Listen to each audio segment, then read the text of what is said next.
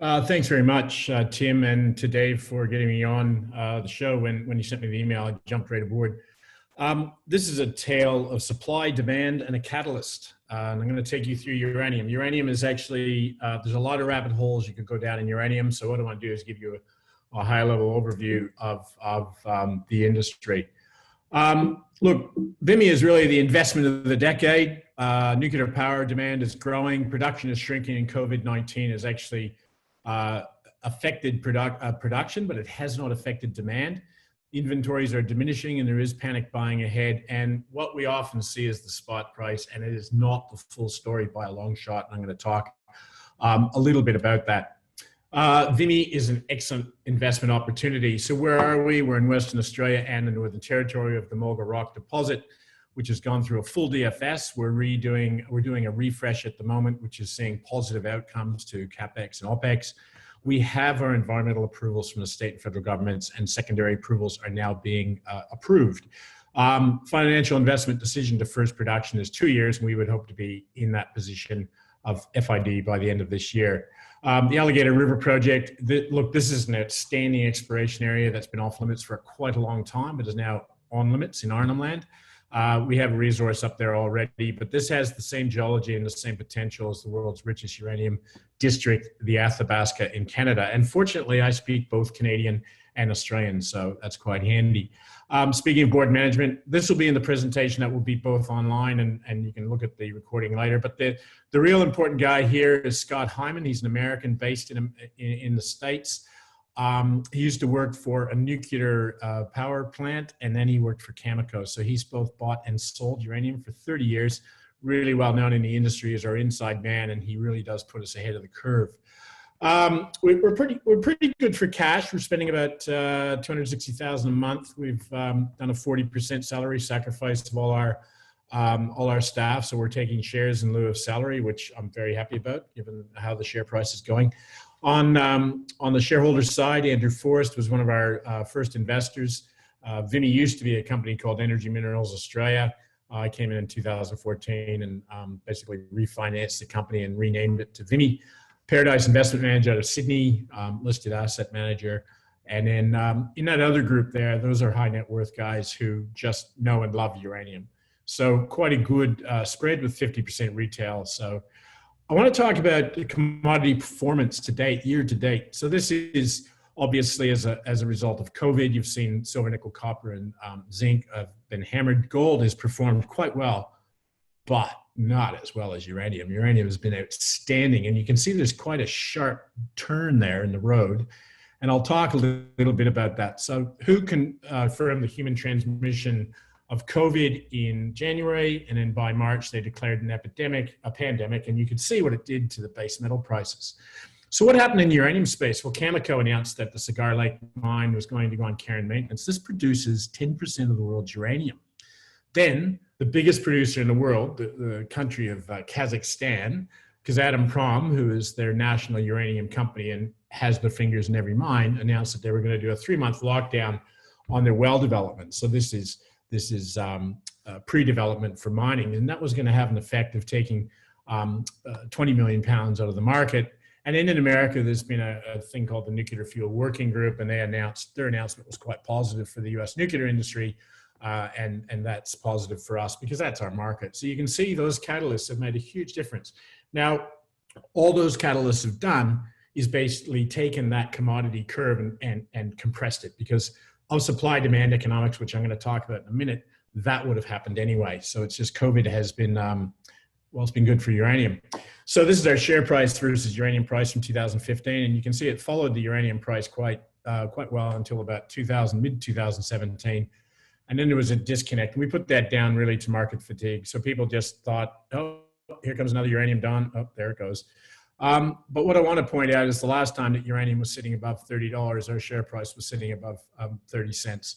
So there's a big disconnect between where our share price is today, market cap of 28, and a market cap back here of 85. So this is the opportunity gap. This is your at least your 3-bagger. So if you're looking for getting on board, VIMI would be a good choice. Electricity demand. There's a very strong correlation between the GDP of a country and the energy use per capita. And you can see those big red circles, China and India, going to climb up the curve, and demand is growing. It's growing at about 1.5% per annum, which is off a large base, so that's a lot. The IPCC, the International Energy Agency, and lots of other non-government groups are saying that we will not reach our greenhouse gas targets without nuclear. Anyone saying anything to the contrary is telling you a porky. It's the second largest source of the world's emission-free electricity after hydro, and it's expected to grow at 2% per annum, almost a 52% increase by 2040. So good, healthy market, inelastic. Once commitments made to build a reactor, the reactor gets built. I love this slide. Everyone thinks electric vehicles are clean. Well, they're really not. It depends how you charge them. So if you're charging them in Queensland, of course, it's coal powered. It's almost 75% of a petrol engine. But if you charge it in California, which is gas, renewable, nuclear, hydro, and a little bit from next door, it's about 7 kilograms. But in Ontario, Canada, which is nuclear and hydro, it's 0.8 of a kilogram. So this quite clearly shows you that if you want clean energy, a clean car, you need clean energy. This is demand growth. This is from the World Nuclear Fuel Report 2019. This is the reactor growth, what we call the reference case. There's obviously an upside and a downside. The downside is still positive growth. Most of the growth is going to come out of the non-OECD countries such as China and Southeast Asia and the Middle East. Over on the supply side, there seems to be oversupply, but that big red cloud that you see here, that's called unspecified supply. So that's basically mines that at this point in time have very little chance of getting off the ground, either because of location, geology, grade, the stage of the stage of study. Both of our projects are in the planned and prospective categories and have been accounted for as future supply coming in around 23, 24. So really happy with that. So just to really emphasize that, demand growing, supply down. Demand growth around the world, there's about 493 reactors to be built or under construction. So it's quite strong growth, as I said, in China, India, and non-OECD countries, with very small growth in America. So how do we know the price? As I said before, the price curve has been attenuated. How do I know? Well, there are some leading indicators. So when I sell uranium to a reactor, it has to go through a 2-year process called the nuclear fuel cycle. And there's two parts of that, called conversion and enrichment. And both of the prices of both of those have gone up. And that tells you that demand for those services, fuel services, has increased. And those are leading indicators. This line here, the gray line, is the spot price. I'm going to talk about that in a minute. And over on the other side, you've got inventories in the US utilities, and they are dropping. And that's 2018. The 2019 inventories will be coming out from the Americans later this month. So again, supply down, demand up. Just a quick one. This is how much uranium has actually come out of the system since 2013. Thanks to Tribeca for this graph. McArthur River shut down a few years ago. Again, 10% of the world's uranium. And then you had Kazatomprom cutting back production, Kazatomprom and Cameco announcing production cuts as a result of COVID. So probably from about Fukushima to about last year, 2019, 2018, the world was overproducing uranium. And finally, the big producers, Cameco and Kazatomprom, decided, well, we need to do something because our prices aren't sustainable. We're not going to mine our mines at low uranium prices, and that's now starting to come through in the uranium price. This is what a lot of brokers and bankers think the price is going to do. Obviously, this one's wrong now. It's up around here and heading north. So this will be adjusted relatively soon. But you can see their prediction for the spot price heading up. And then that bar there represents the delta between the spot price and the contract price. But I really want to talk about the spot price. Now, of all the slides I'm going to show you today, this is the one I want you to take the screen snap of. So you know the saying in golf, drive for show, putt for dough. This is the spot price. This is the show. This is the drive. It's the smallest part of the overall game. It's 18% of my shots because I shoot 100, but it's a very small part of the market. It's the one everyone sees. It's the, the beautiful long drive down the fairway, but it's not the important shot. What's the important shot? The putt. This is the dough.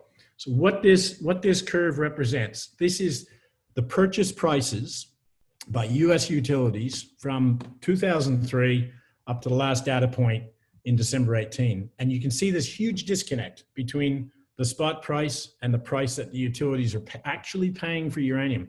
And right now the spot price is hovering around the bottom of that range. So this is why I say this, the spot price, which is a thinly traded arbitrage market, very thin volumes going through it, is not important to us. We get contracts, we have to hedge. Uranium does not have an open market like base metals. So the spot market, it's a misnomer. It's actually an arbitrage floor price. So this is the most important slide. Take your screen snaps now. And next slide. So why uranium? Best source of clean electricity in the world.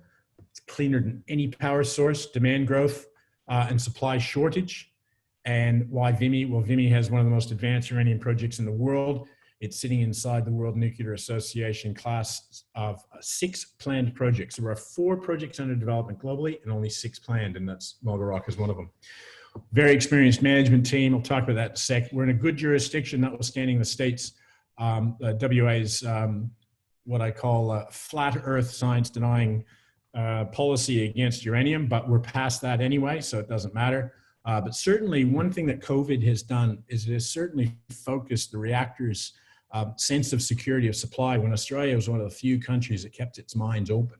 So when I'm out there getting contracts with the US utilities, you can bet your bottom dollar I'll be reminding them of Australia's extraordinary performance, particularly in mining with respect to COVID as security of supply. And we have a lot of pipelines in the project up in the Alligator River project. But really, this is it. This is your takeaway. We have an experienced mining team, people who have built mines before, not just talked about it. And we've got a uranium sales guy in the States. And in the words of one of the uranium analysts that I watched on Twitter the other day, he singled VIMI out and said, because we have this uranium sales guy in the States, we're ahead of the curve. Wanted to get over nice and quick. Happy to take questions. Happy for you guys to contact me with other questions. But like I said, uranium is just a rabbit warren, and there's so many rabbit holes we could go down. I just really wanted to do a high-level overview. There's more information on the slide deck that we're releasing to the ASX. There's more information on each of the projects, but for today, I'll leave it there and take any questions. Thanks, Mike. That was a great presentation. I thoroughly enjoyed that. Can I ask if, and we only got a little bit of time for a question, but can I ask, how do you determine where that contract price is if you're not working off the spot? How do you know where the real market price is if it's not being transparently priced on an exchange? No, that's a great question. So what happens is the US utilities put out what's called requests for proposals.